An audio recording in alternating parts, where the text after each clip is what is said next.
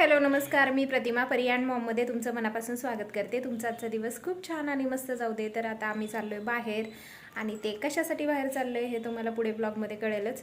तर आता चला, छान छान आम्ही आवरून घेतले आणि आता आम्ही निघतोय। संध्याकाळचे वाजलेले आहेत 8, खूप उशीर झाला आहे जायला। चला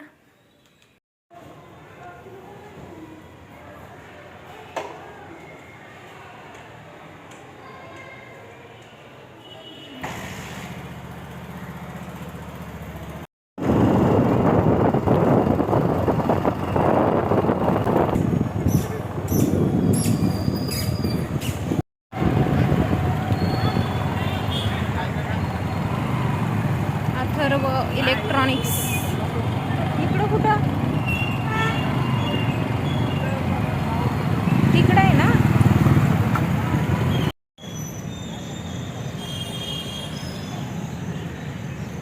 इकडून जावं लागेल, तिकडून जायचं। चला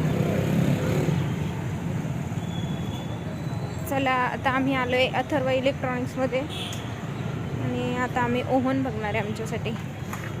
खूप दिवस झालं ओव्हनची खूप हाऊस होती मला, तर आता बघूया भेटतोय का आम्हाला पाहिजे तसा।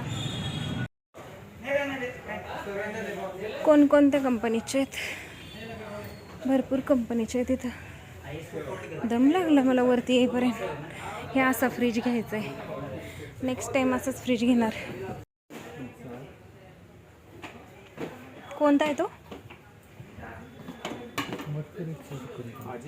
बजाजचा। बजाजचा ओटीजी आता नाही, मर्फी रिचर्ड्स आहे तो ओटी, बजाजचाच ब्रँड आहे। आता काय करायचं? मर्फी रिचर्ड्स आहे, बजाज आहे, त्याच्यामध्ये तरी म्हणजे आहे कंपनीचा असला ना म्हणजे काय वाटत नाही ना। ब्रँड आहे ना ते मॅडम, यूकेची कंपनी मर्फी रिचर्ड्स। टाका ना ऑनलाईन। आम्ही बजाज ऑनलाईन आणि हे दोन्ही एकत्र आहे। बजाजची जे तुम्हाला सर्व्हिस देणार ते बजाजच देणार आहे त्याला।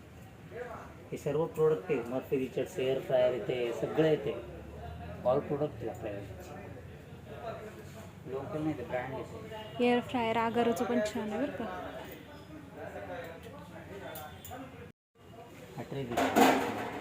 हा ट्रे दिसतोय ना।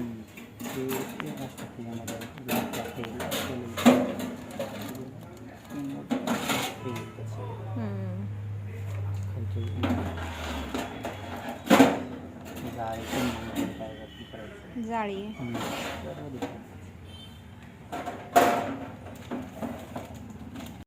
तर आम्हाला इथं अथर्व इलेक्ट्रॉनिक्समध्ये नाही पसंत पडला, एकच ऑप्शनला होता आणि बाकी काय बघायला जास्त नव्हतं।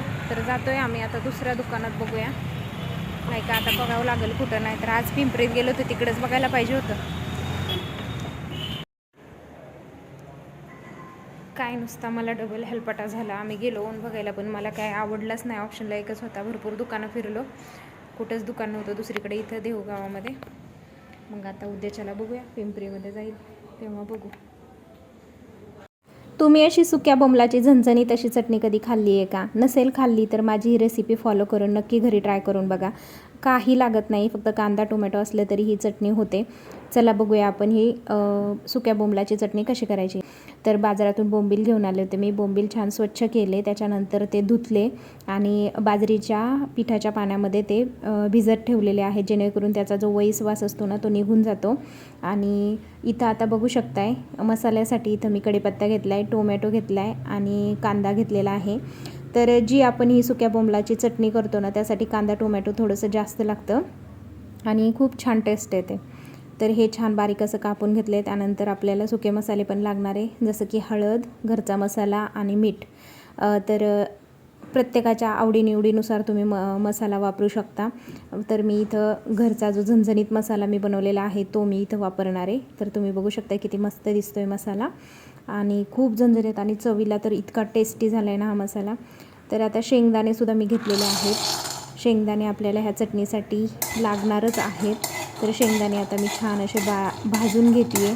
शेंगदाणे एकदम असे भाजून घ्यायचे आहेत आपल्याला आणि भाजल्यानंतर त्याचा थंड झाल्यावरती मी आबडधोबड कूट करून घेणार आहे। आता मी परत कढई गॅसवरती ठेवलेले आहे आणि आता कढई गरम झाल्यानंतर त्याच्यामध्ये मग मी 1.5 चमचा तेल टाकते आहे। बोंबीलची चटणी असू द्या, बोंबिलाचं कालवण असू द्या, म्हणजे नॉनव्हेजच्या कोणत्याही भाज्या असल्या ना की तेलाचा वापर थोडासा जास्त करावा लागतो, तेव्हा त्या भाज्या खूप छान लागतात. त्यासाठी मी इथं 1 पळी तेल न वापरता 1.5 पळी तेल वापरले, कारण आपल्याला बोंबील छानपैकी असे कडक कुरकुरीत तळून घ्यायचे आहेत. तर आता बाजरीच्या पिठात भिजत घातलेले बोंबील मी छानपैकी असे पाणी काढून घेतलेले आहेत आणि हे बोंबीला डिरेक्टली लगेच तेलामध्ये टाकून चांगले असे गोल्डन बघू शकताय तुम्ही किती छान लालसर कलर आला आहे. अशा प्रकारे कुरकुरीत भाजून घ्यायचे आहेत हे बोंबील. आणि हे असेसुद्धा बोंबील खायला खरंच खूप टेस्टी लागतात आणि मस्त जबरदस्त टेस्ट लागते. नक्की एकदा तुम्ही ही बोंबिलाची चटणी करून बघा. तर बोंबील छान तळून घेतले. आता ह्या तेलामध्ये आता आपण हे बोंबील तळलेलं तेलच वापरायचं आहे. त्या तेलामध्ये मी ना चिमूटभर जिरी, भरपूर सारा कढीपत्ता टाकलेला आहे, जेणेकरून कढीपत्त्याचा स्वाद खूप छान ह्या चटणीमध्ये येतो. कोथिंबिरीचा वापर करायचा नाही ह्या चटणीमध्ये, कढीपत्त्याचाच वापर करायचा. आता भरपूर सारा चिरलेला कांदा जो आहे तो सुद्धा टाकलेला आहे. कांदासुद्धा आपल्याला छान मऊ पडेपर्यंत परतून घ्यायचा आहे. कांदा छान परतत आला ना की त्याच्यामध्ये आपल्याला जे बारीक चिरून घेतलेला आहे टोमॅटो पिकलेला, तो टोमॅटोसुद्धा ह्याच्यामध्ये टाकून आपल्याला छान असं परतून घ्यायचं आहे. टोमॅटोचा सुद्धा गाळ होईपर्यंत आपल्याला हे परतून घ्यायचं आहे. अशा प्रकारे चटणी जर केली ना खूप छान आणि मस्त लागते. दुपारच्या वेळेला जेवणामध्ये ही चटणी खूप मस्त लागते. आणि तुम्ही जर कधी केली नसेल ना तर नक्की एकदा ट्राय करून बघा. तर मी इथं हळद टाकलेले आहे 1 चमचा, धना पावडर टाकलेले आहे 2 चमचे, घरचा जो मी झणझणीत मसाला बनवलेला आहे तो पूर्ण 1 चमचा वापरलेला आहे इथे, आणि चवीनुसार मीठ टाकले. सगळे मसाले आता ह्या कांदा टोमॅटोमध्ये आपल्याला छानपैकी ना परतून घ्यायचे आहेत, म्हणजे ह्याची छान अशी आपल्याला ग्रेव्ही करायची आहे. आणि आता वरून मी थोडंसं ना नॉर्मली पाणी ओतते, कारण मसाले जळू नये त्यासाठी. तर पाणी ओतून थोडंसं 2 मिनटं परत परतून घ्यायचं आहे आपल्याला.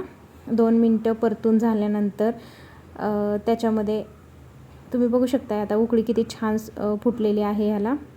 तर अशा प्रकारे ह्याची ग्रेव्ही झाली पाहिजे. आता जे आपण बोंबील तळून घेतले होते ना एकदम कुरकुरीत, ते बोंबीलसुद्धा आपण आता ह्या मसाल्यामध्ये टाकायचे आहेत. पुन्हा परतून घ्यायचा आहे आपल्याला.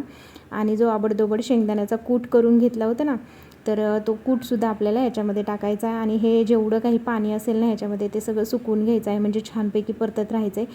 5 मिनटानंतर परतल्यावर अशी काहीशी बोंबलाची चटणी दिसते. तुम्हाला जर ही बोंबीलची चटणी आवडली असेल तर लाईक, शेअर, कमेंट आणि सबस्क्राईब करा. तर आता केसांना मी ऑइल लावणार आहे. संध्याकाळचे आता 11 वाजत आलेत आणि आता झोपायचं आहे. डोळ्यावरती बघू शकता तुम्ही किती झोप आली मला.